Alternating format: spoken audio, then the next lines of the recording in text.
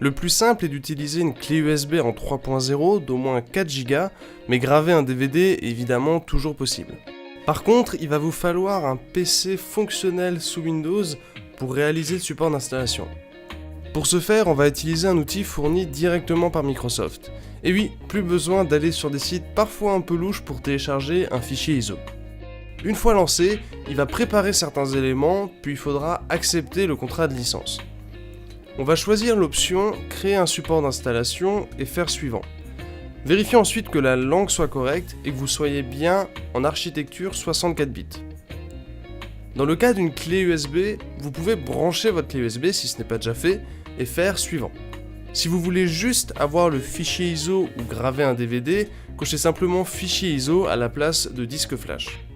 Vérifiez que la clé USB soit la bonne et faites suivant. L'outil va ensuite télécharger Windows 10 et copier les fichiers directement sur votre clé. Il s'occupe aussi de rendre la clé bootable, c'est-à-dire que votre carte mère pourra démarrer dessus et lancer le programme d'installation. Cette étape peut malheureusement prendre un petit peu de temps si votre connexion internet n'est pas très rapide. Une fois l'opération terminée, on va mettre la clé USB sur le PC qui a besoin de Windows, et de préférence sur un port USB 3.0 plus rapide et souvent coloré en bleu.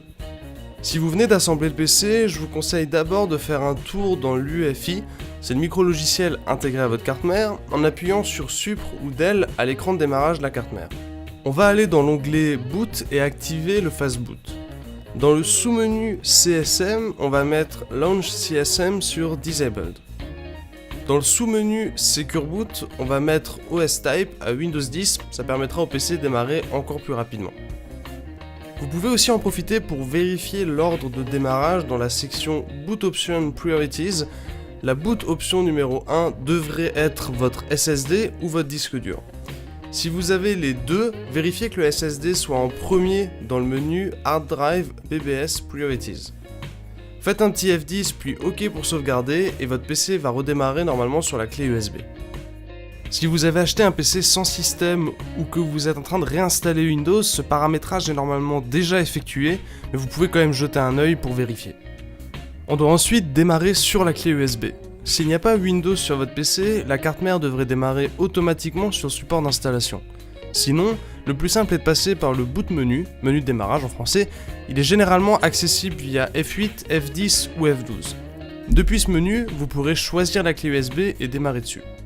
Si ça ne fonctionne pas ou si vous ne voyez pas la clé USB dans le boot menu, retournez dans l'UEFI et désactivez l'option Secure Boot Control. Si la carte mère démarre bien sur la clé USB, on arrive ensuite sur le programme d'installation où on va directement faire suivant. Vous avez ensuite le choix entre installer ou encore réparer votre système.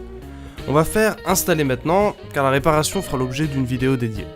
Vous pouvez entrer une clé CD si vous en avez une, je vous mettrai un lien en description pour en avoir pour pas trop cher. Sinon faites je n'ai pas de clé de produit et vous pourrez choisir l'édition de Windows dont vous avez besoin, la version famille étant parfaite pour la majorité des usages.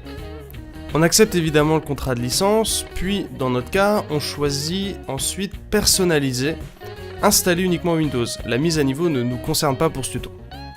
Vient ensuite le menu pour choisir l'emplacement d'installation, ce qui permet de voir vos différents lecteurs et partitions au passage. Le lecteur indique un disque dur ou un SSD, et les partitions sont en fait des volumes virtuels qui peuvent être présents sur votre disque dur. Si votre PC est neuf, évidemment vous allez avoir uniquement de l'espace non alloué, puisqu'il n'y a aucune partition qui a été créée.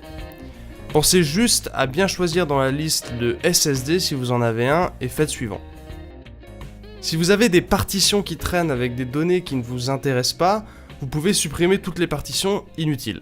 Pour ce faire, il suffit de cliquer sur une partition dans la liste et de faire supprimer.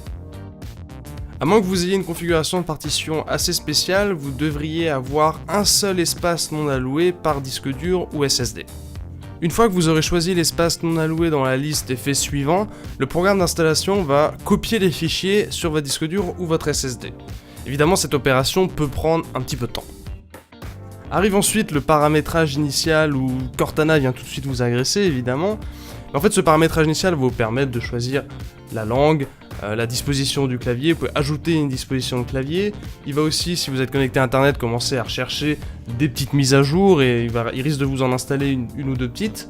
Vous pourrez soit vous connecter avec un compte Microsoft, ou alors en bas à gauche choisir un compte hors connexion, ce qui vous évitera d'avoir de la synchronisation avec les différents services de Microsoft si vous les utilisez pas. Donc si vous faites un compte local, vous pourrez choisir un nom d'utilisateur et mettre un mot de passe.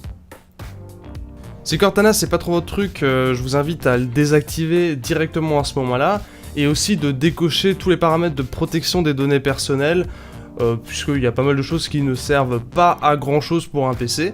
Et ensuite il va encore réaliser des petites préparations du système, éventuellement encore installer des pilotes, et vous pourrez enfin accéder à Windows 10. Windows étant maintenant livré avec pas mal de pilotes préinstallés, vous devriez avoir internet via le port RJ45 de votre carte mère ou via un adaptateur Wi-Fi branché en USB.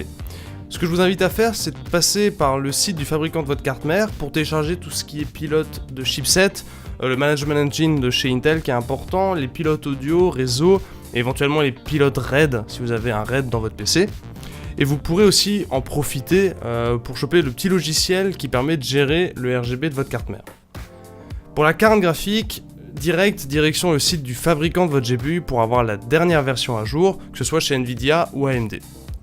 Vérifiez ensuite dans le gestionnaire de périphériques, qui est accessible via un clic droit sur le bouton démarrer, qu'il n'y ait pas de périphérique inconnu ou de matériel en erreur. Si vous manque un pilote, vous pouvez toujours utiliser Drivers Cloud pour faire une petite détection de votre matériel. Une fois que ça c'est fait, l'installation de Windows 10 est enfin terminée et vous allez pouvoir profiter pleinement de votre PC. Si jamais vous avez le moins de soucis pendant l'installation ou après l'installation, n'hésitez pas à poser vos questions dans les commentaires. Vous pouvez aussi vous abonner à la chaîne pour être informé des prochaines vidéos et on se dit à très bientôt pour plus de contenu.